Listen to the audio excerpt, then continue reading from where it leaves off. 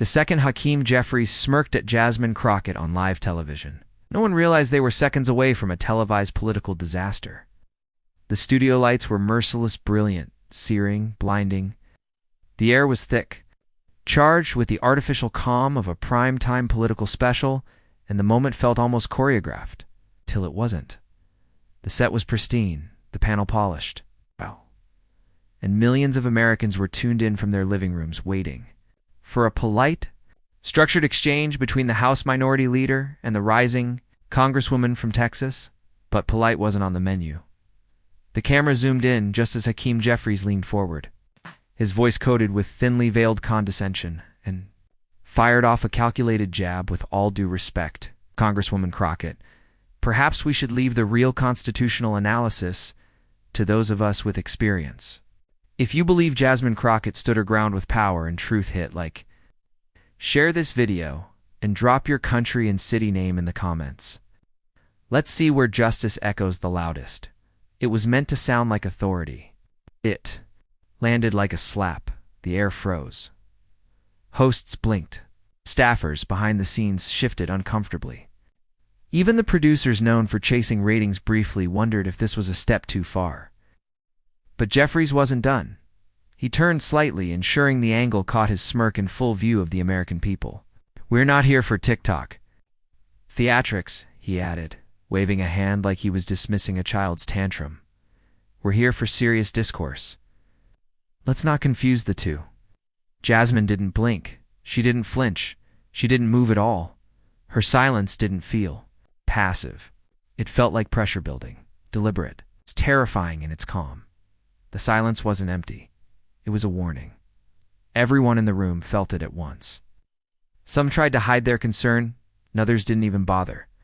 One of the junior producers whispered to another, he just made the biggest mistake of his career. Because those who knew Jasmine Crockett knew that silence wasn't surrender, it was strategy. And in that eerie pause, as the audience at home leaned forward, expecting a flurry of words, she gave them something else entirely. Her eyes locked. On Jeffries, not with anger, not even with disdain, just precision. It's like a sniper waiting for the exact moment to pull the trigger. And Jeffries, he laughed nervously, a crack in the armor. What he didn't realize was that he hadn't cornered her. He'd walked into her courtroom. See. Jasmine Crockett had spent years silencing arrogant prosecutors with no-nonsense poise. She'd dismantled smug CEOs, obliterated racists in committee hearings. And now she was sitting calmly while the House Minority Leader tried to publicly belittle her. On live TV, what he failed to recognize was that she didn't need noise to destroy him. She needed timing. Her entire political identity had been shaped by moments. Like this moments where the world tried to mute her, erase her, or laugh her off as a viral clip. But Crockett had built an arsenal of restraint, and tonight she was going to unleash it, one breath, one stillness, and then slowly leaned forward, just slightly, not to speak, not yet, but to stare right at him, as if peering through every polished word he'd ever rehearsed, and exposing the desperate man behind the suit. It was enough to rattle even the most seasoned politician. Jeffries' eyes darted to the side. He felt it. The audience felt it too. Suddenly, the entire tone of the broadcast shifted. What began as a one-sided ambush now looked more like a trap. He had walked into the chat feed on the live stream exploded. Why isn't she saying anything? Bro, she's cooking him with just her eyes silent but deadly. She's about to eat. That man's finished. Just watch.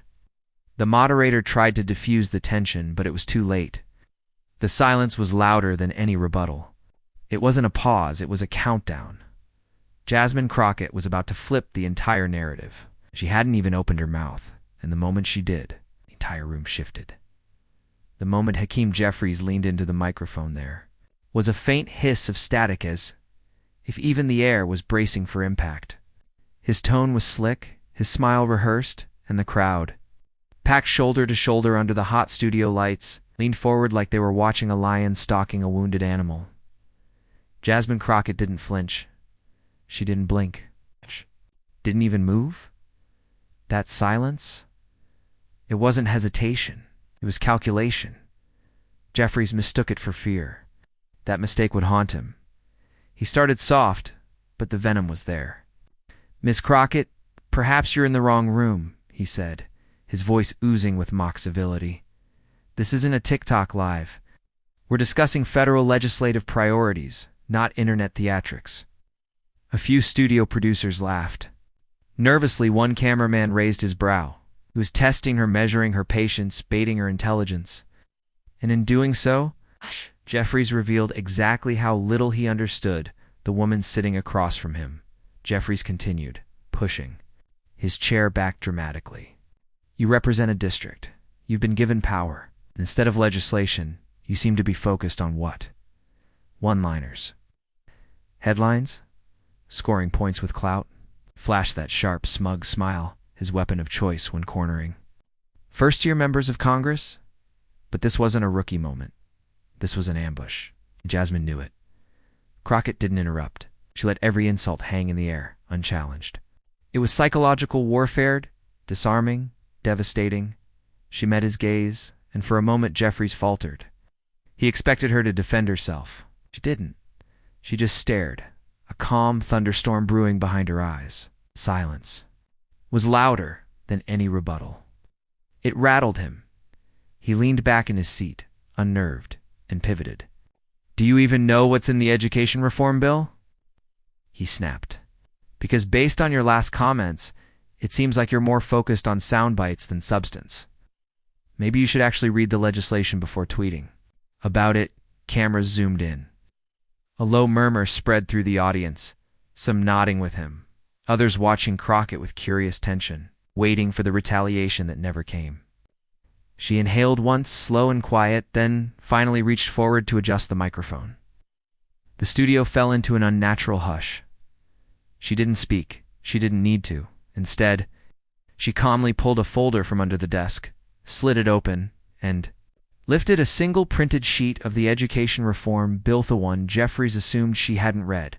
She rotated it slowly toward the cameras, revealing his own handwritten margin notes.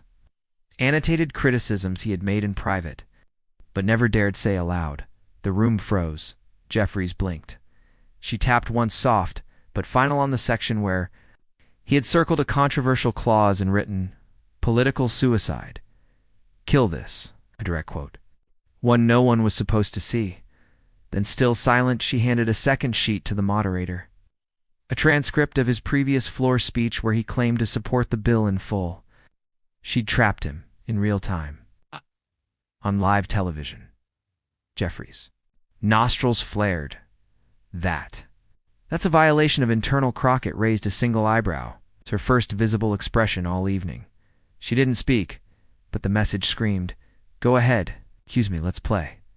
That single look made Jeffries shift in his chair. The moderator looked stunned, flipping between the two pages. "Congressman Jeffries, do you care to respond to these documents?" Her voice cracked, betraying the storm beneath her professional tone. Jeffries scrambled. Those were exploratory comments. Private conversations meant to improve the legislation. You're taking them out of context. That's when Crockett struck, with timing that bordered on theatrical genius. She turned to the camera for the first time that night. She still hadn't said a word, not one syllable. But her posture, her precision, her mastery of silence, it echoed louder than a rant ever could. Then finally, she spoke. 3 words. Let's show context. The production team, caught between fear and duty, followed her cue. On the monitor. Behind them, Crockett queued up a video, not edited, not clipped. A full, unbroken 7-minute recording from a closed-door committee meeting. Jeffries, face visible, voice unmistakable, arguing against the very education bill he had claimed to champion. The hypocrisy wasn't debatable. It was digital, time-stamped, and damning. The audience gasped. Audible, sharp, real. Jeffries' face paled. He turned to the moderator. "This is unethical. That footage wasn't meant for public release." Did it? Crockett cut him off with a quiet, lethal tone. You meant it, didn't you? Asterisk, asterisk. She didn't yell. She didn't raise her voice. But the gravity behind that sentence, measured, controlled, undeniable, sent an electric jolt through the room. For the first time in his career, Hakeem Jeffries was being publicly undressed by aggression, but by elegance. Not by shouting, but by the unrelenting power of proof. The studio wasn't just watching. They were transforming. Viewers across the nation were watching live. Twitter exploded. #Silent Crockett trended within minutes. Millions of Americans stared in disbelief as the man once considered invincible found himself exposed in less than 5 minutes. Jeffries shifted gears. "This is beneath you, Jasmine. You don't win debates with ambushes." She smiled. "You're right. I win them with facts." It was over, except it wasn't.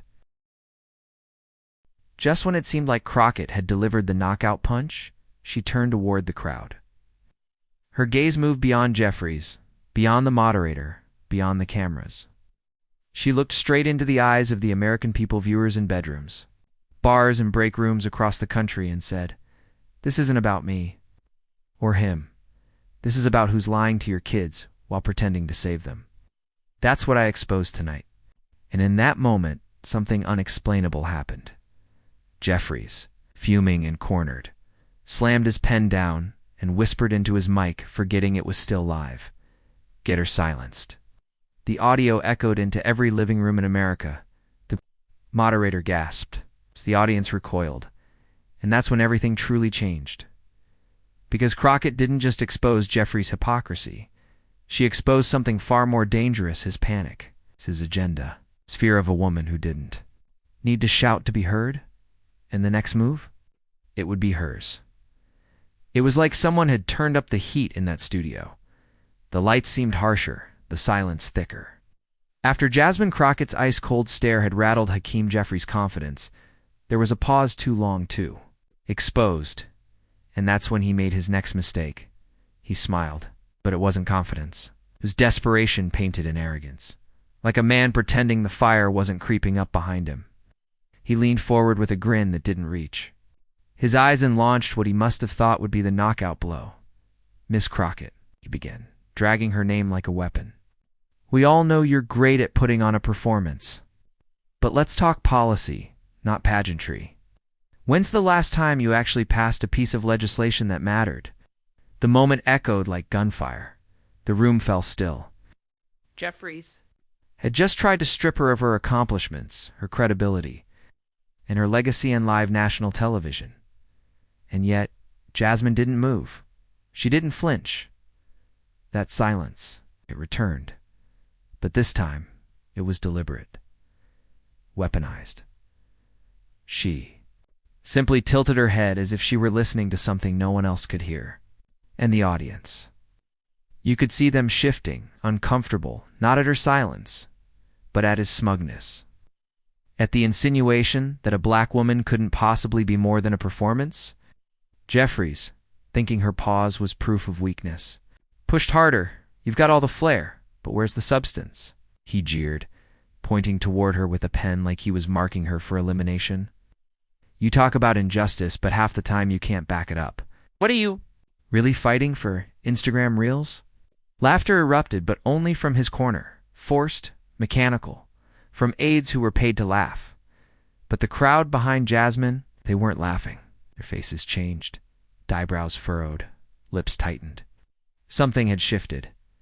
Jeffries wasn't done. He pulled out a folder thick printed on, held it up theatrically. "I've got a list here," he said, tapping the folder like it was a Bible. "Every time you've skipped a committee vote. Every time you've posted a tweet instead of showing up. I'm holding receipts, Congresswoman." Gasp. Not from the audience, but from a technician who accidentally left his mic on. Even he couldn't believe what he was witnessing. Now everyone turned toward Jasmine, but she didn't panic. She didn't scramble. Instead, she let him talk. She let the venom spill, let him choke himself on his own arrogance. And when he finally slammed the folder shut with a dramatic thud, she stood up slowly. No microphone, no papers, just presence. She looked directly at him and said nothing. She held his gaze, and then in a voice soft enough to silence the air, but sharp enough to slice through ego, she said, "You've done? That's it. That's all it took." Jeffries laughed nervously.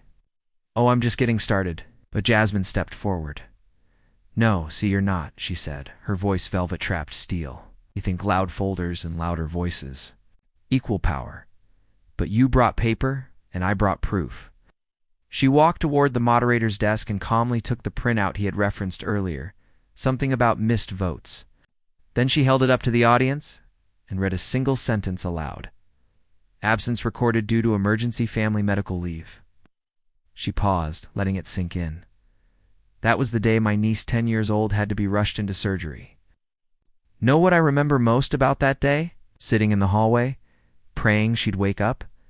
Not whether or not Hakeem Jeffries would use it against me later. Silence, but not empty." Heavy Jasmine turned her full attention to him. "You want to talk about substance? I'm the reason a domestic violence. Bill got pushed through a committee that you tried to block because you didn't want to offend one of your donors. Shall we pull those receipts next?" Jeffries blinked. She kept going. "You want to know what I fight for? Girls who've been told to stay silent? Families scraping by while y'all host $10,000 a plate dinners? Victims who don't have folders full of people to protect them?" Her voice was rising, but never yelling. "I fight for people who don't get folders, who are the forgotten pages in yours." The crowd shifted again, first murmurs, then nods. Then a sudden, spontaneous clap from the back row, and another. Then it started building like thunder rolling in. Jeffrey stammered. "That wasn't the point. This isn't emotional theater." She cut him off without raising her voice. "Exactly. It's not theater. It's real. And it's exactly why you're losing this argument." He tried to pivot. "Well, you're twisting things, Congresswoman. You're good at that. You talk in sound bites." But it was too late. The damage had been done. The crowd was already turning visibly. Some shook their heads at Jeffries. Others leaned forward, eyes locked on Jasmine. The moderator even looked stunned, mouth slightly agape, and Jasmine. She took her seat again, crossed one leg over the other, and smiled. That single smile said everything. This is far from over. Jeffries tried one more Hail Mary. "Look, I respect your passion, but let's not pretend you're some kind of political saint." Slowly, "I've never claimed sainthood. Just sanity." A shockwave of laughter tore through the room, real laughter this time, deep, cathartic, because the audience wasn't laughing at her. They were laughing with her. At him, Jeffries finally reached for his water glass. His hands trembled slightly. It wasn't sweat this time. It was something deeper. Exposure. And as he looked around, finally registering that the audience he thought he controlled had started slipping from his fingers, he mumbled something under his breath, but Jasmine didn't. Let the moment pass quietly. She leaned into the mic and said, just loud enough for everyone to hear, "You can't drown me with a folder full of half-truths, Hakeem. I'm not built from paper. I'm built from fire." Gasps. Audible ones. Jeffries leaned back, stunned, and Jasmine turned once more to the crowd and gave a look, one that said, "You haven't even seen the real blow yet." And just when the room thought the storm was settling, a breaking alert flashed across the screen behind them. A new headline. Live update. Internal DNC memo. Leaked Jeffries. Accused of manipulating ethics. Both the air got sucked out of the room, Jasmine. She didn't even turn around. She just whispered into the mic. "Told you, paper burns." And then she folded her hands. But the next move from Jeffries would be his biggest mistake yet. The camera zoomed in on Jeffries' eyes, narrowed like a predator closing in on its prey. His lips curled into something between a smirk and a snarl. "You've been clever so far, Miss Crockett," he said, tapping the stack of documents on the podium as if they held sacred truth. "But let's see what happens when you're faced with real facts, not applause lines." Without waiting for a response, Jeffries threw a heavy, blue-bound folder across the table. It landed with a thud that echoed through the chamber. "This," he declared triumphantly, "is the 2019 Congressional Budget Reconciliation Analysis. I'm sure someone with your NE background has at least heard of it." The audience froze. A few heads tilted, unsure what exactly he had thrown, but they felt the chill in the air. This wasn't just an intellectual challenge. It was a trap soaked in elitism, engineered to expose, embarrass, and dismantle Crockett in real time. Jeffries knew full well most politicians hadn't memorized that arcane document. But that was the point. This wasn't about truth. It was about spectacle. And while you flip through that, Ms. Crockett, Jeffries continued, voice dripping with arrogance, perhaps you'd care to explain to this committee line item. 7B, subsection 3, the projected variance model for Medicaid expansion rollback. You know, the one that triggered a subcommittee panic back in Q4. You do know what Q4 stands for, right? The room didn't gasp, they winced. Reporters exchanged stunned glances. One staffer even muttered, "He went there." The question wasn't just complex. It was laced with condescension, meant to signal, "You don't belong here." Jasmine Crockett didn't flinch. She didn't touch the folder. She didn't blink. Instead, she leaned forward slowly, as if absorbing his words, molecule by molecule. Her silence was so unnerving, it made Jeffries shift on his feet. A crack appeared in his smug expression. He hadn't expected quiet. He'd expected panic. And then she did the unthinkable. She smiled. "I don't need to touch that folder," she said finally, her voice as calm as a surgeon before the first cut. "Because I know what you just quoted. And more importantly, I know what you didn't." Jeffries blinked. Crockett turned to the audience, but her words were for him. You want the variance model for 7B? Fine, but you forgot to mention that the same subsection was redacted in February of that year due to conflict of interest findings tied directly. 3 lobbyists, two of whom later testified under sealed indictment in Delaware. Gasps. "The only panic that happened in Q4, she continued, was in your office. When your staff realized the rollback modeling had been contaminated by predictive algorithms funded by an unregistered AI consultancy. You remember Novometrics? Right? No. Should I bring out those files too?" Now Jeffries froze. You could feel the energy shift. The silence was no longer Jasmine's weapon, it was the crowd's. Every breath in the room had paused. The cameras leaned in closer. This wasn't just a counterattack. It was a detonation. "I didn't memorize 7B, Congressman," Crockett said, voice cool and venom-laced. "I investigated it." Jeffries staggered only slightly, but visibly. She stood now, slowly, methodically. Her hands never touched the table. "You tried to bury me under jargon, hoping I'd panic. But while you were rehearsing how to embarrass me, I was actually reading the documents that embarrassed you." Screen lit up behind her. No warning. A cue. Just a single sentence on a black background. "Confidential, internal warning on budget. Tampering flagged by DOJ's Cyber Division. Jan 3, 2020. The color drained from Jeffries' face. "Now," Crockett said, her voice like a dagger slipping. "Between ribs, do you want to keep testing what I know? Or should I read what comes next?" Jeffries looked like a man who had just remembered his mic was still hot. The crowd erupted not in applause, but something more primal. Shock. Awe. A collective realization that Jasmine hadn't just survived the trap. She'd turned it into an execution chamber. Even some on Jeffries' side couldn't help it. Whispers and murmurs rose like a rising tide. How did she know that? Did she plan this the whole time? That was a DOJ file? How did she get it? Jeffries tried to speak. Nothing came out. He reached for water. Missed. Jasmine leaned forward one last time. Her voice now dropped to a whisper that still carried across every speaker in the building. "Never confuse silence with submission. Some of us stay quiet just long enough to load the final shot." And then just when the committee chair began to regain control, just when staffers looked ready to call a recess, a new voice cut through the room. Ms. Crockett came. The voice from a legal liaison seated in the corner. "Did you say DOJ file? Can you verify the source?" Jasmine turned, calm and unfazed. "Yes," she said, "but that's not the bombshell." Everyone stared. "What is the bombshell?" The chair asked slowly. She smiled again, colder this time. "That Jeffries isn't just lying. He's under sealed investigation.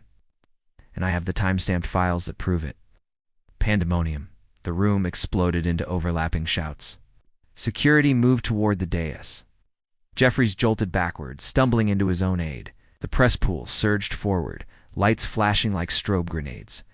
And Jasmine? She just sat back down, calm, composed, deadly.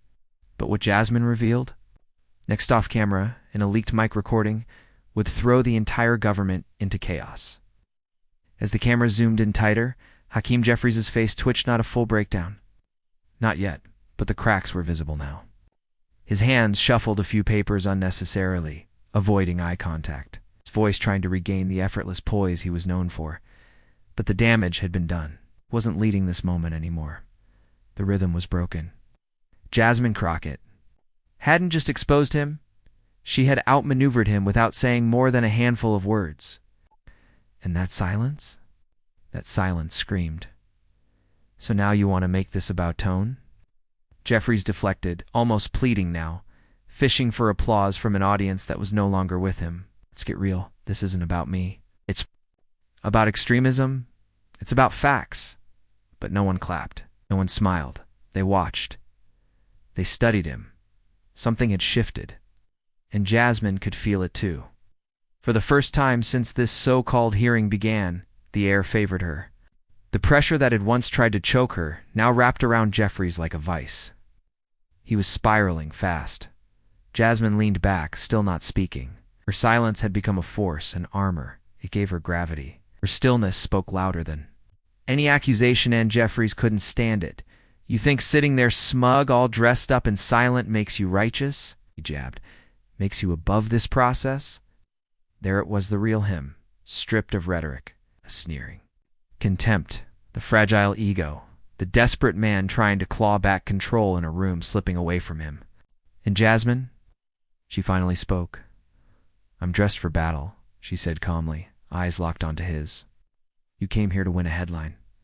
I came to win the truth. The room stopped. A ripple of shock cracked through the audience like lightning. Even the camera crew froze, capturing the exact frame where Jeffries' lips parted, but no sound came out. His tongue faltered behind clenched teeth. He had nothing. I didn't interrupt you, she continued, still composed. Not when you misquoted me. Not when you disrespected my record. Not even when you lied. I let you talk, Congressman. And now, you're out of words. He stood there, blinking. Lips twitching caught in the silence he once mocked, and the moment felt eternal. One of the younger aides in the background shifted nervously. A journalist in the corner mouthed, "Oh my God," to their colleague. The audience, once on Jeffries' side, had turned. They saw the cracks. They saw the fear. They saw the unraveling. And Jasmine, she pushed again, calmly, ruthlessly. You demanded my credentials. You weaponized my silence. You used your platform not to lead, but to lecture, she said, rising from her seat slowly. You talk about extremism. But extremism starts when people like you try to silence people like me. It wasn't a yell. It wasn't a speech. It was a scalpel. Each word cut cleaner than the last. Jeffries, for all his bravado, had no shield left. Let's talk about what you really fear, she said, stepping forward. You don't fear misinformation. You don't fear chaos. You fear someone you can't control. You fear a woman who doesn't need to raise her voice to expose you. She stepped even closer. Their eyes locked. Her voice barely above a whisper. You fear truth, and I bring it. The room erupted. Not in noise, but in realization. That shift, that spiritual break had happened. Jeffrey stumbled not literally, but rhetorically. His words, once sharp and calculated, now slurred by desperation. I never said anything that, look, we're not going to make this about gender, he stammered. But he already had. On camera, on the record. Jasmine raised one eyebrow. You did that the moment you dismissed me as dressed up and smug. The moment you treated my silence like a threat instead of a strength. The moderator stepped in, clearly rattled. Congressman, let's bring this back to the issue at hand. Jeffries shot a glance her way, a silent plea, but it was too late. Jasmine had seized the momentum and now she wouldn't let go. Let's absolutely get back to the issue, Jasmine said. Let's talk about manipulation. Let's talk about power abuse. Let's talk about what happens when men in suits think their rehearsed outrage is more important than facts. She looked at the audience now, directly piercing their doubt, their disbelief. You watched him try to discredit me. You watched him twist this into theater. But this isn't theater. It's governance. And if our leaders can't tell the difference, we're all in danger. Her voice didn't waver. It rose not in volume, but in truth. Every word was a mirror held up to power. Jeffries finally sat down, defeated, slumping like a statue losing. Its shape, but Jasmine wasn't finished. You asked about qualifications? She said, here's one. Courage under fire.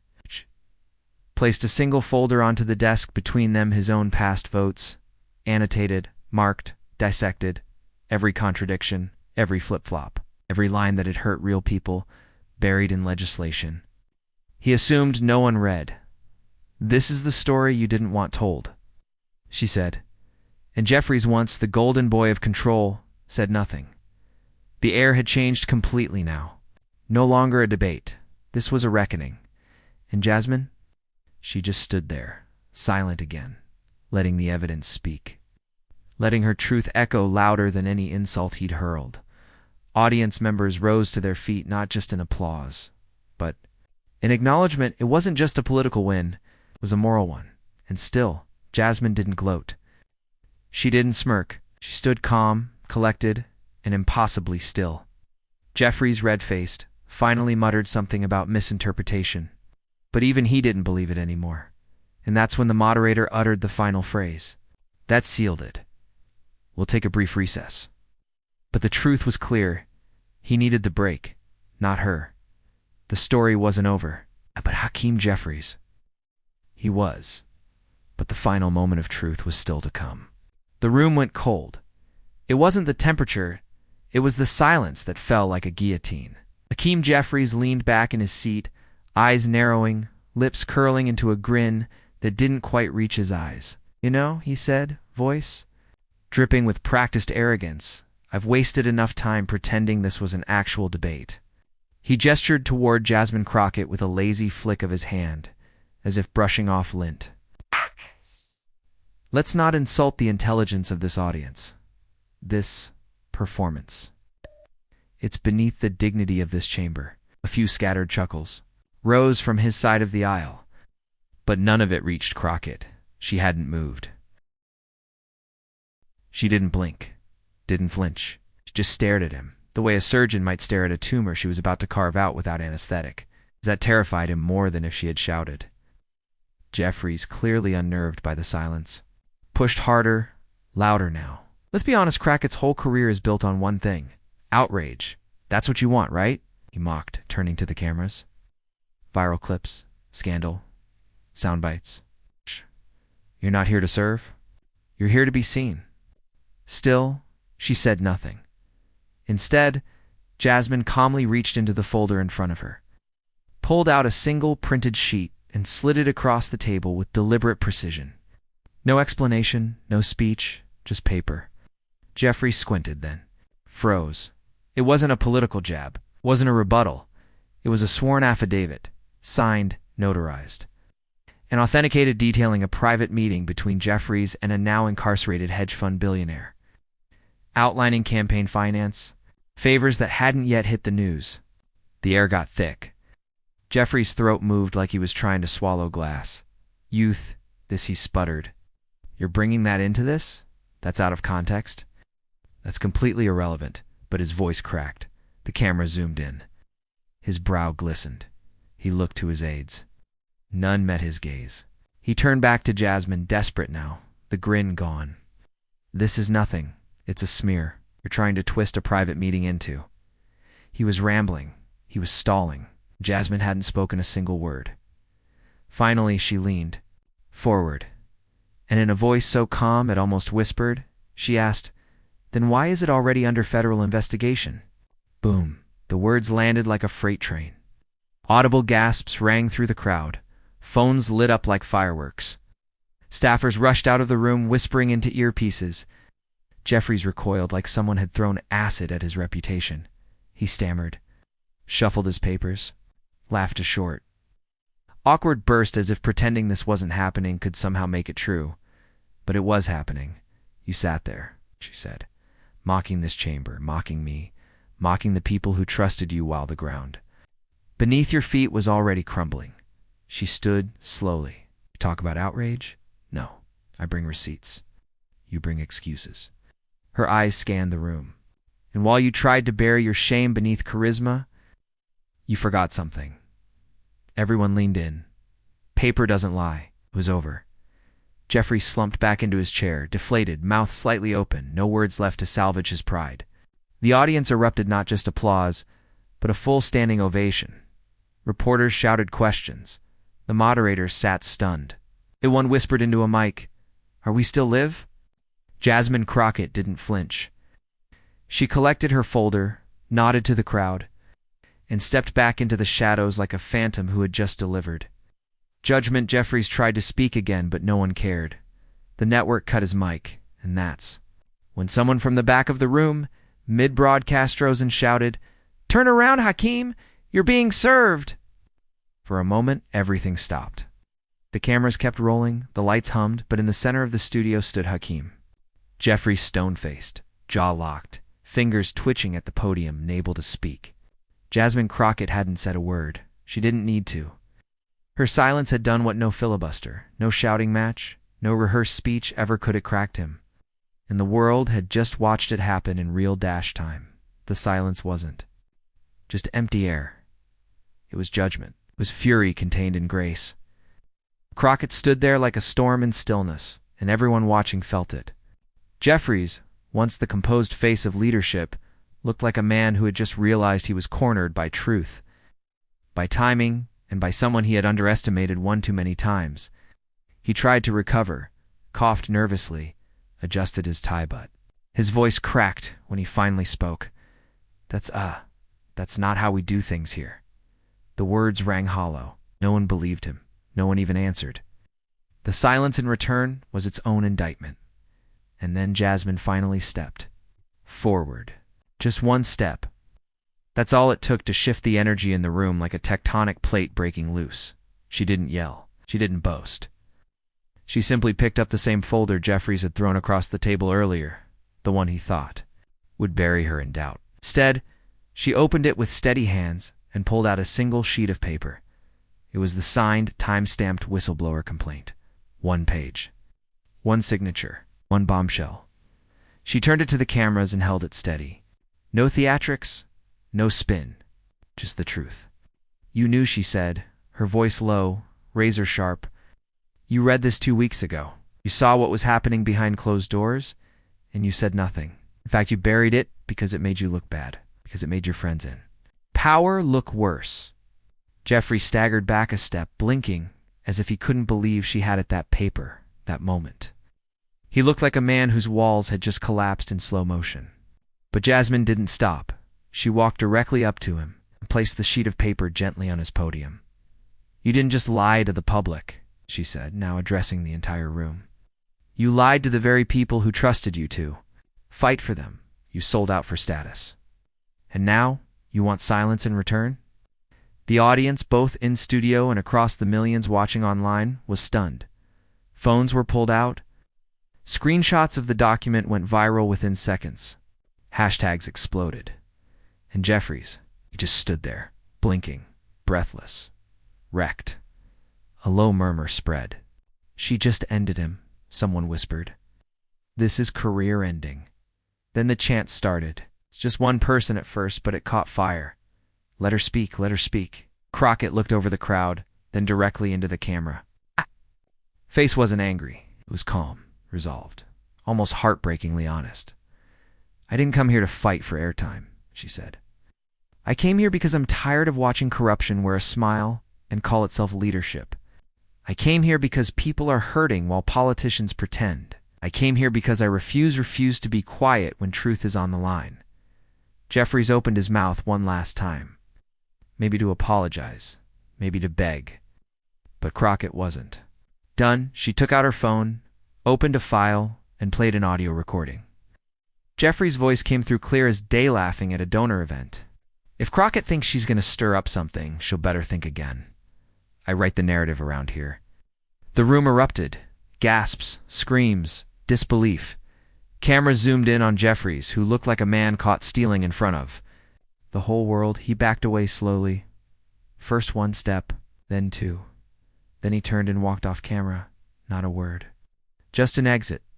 Crockett turned to face the audience one last time. "You don't need to shout to bring down corruption," she said. "You just need courage. You need proof. And you need to never stop showing up." Then she nodded, once silent, again, and walked off the stage.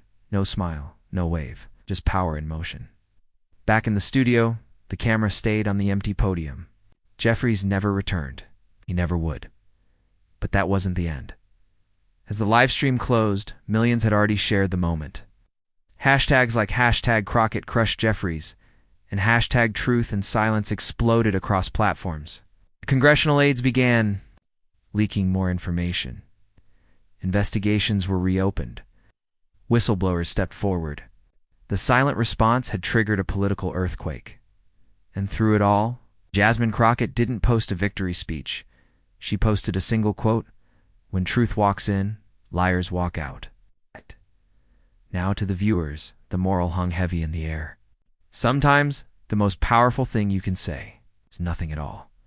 But don't let it end here. Do you think Jeffries deserved that downfall? Or was this just the beginning of a bigger reckoning? Drop your thoughts in the comments. Share this video if you believe silence can sometimes be the loudest weapon against corruption. Tell us your country and city in the comments. We want to know who's standing with the truth. The silence is over. The reckoning has begun.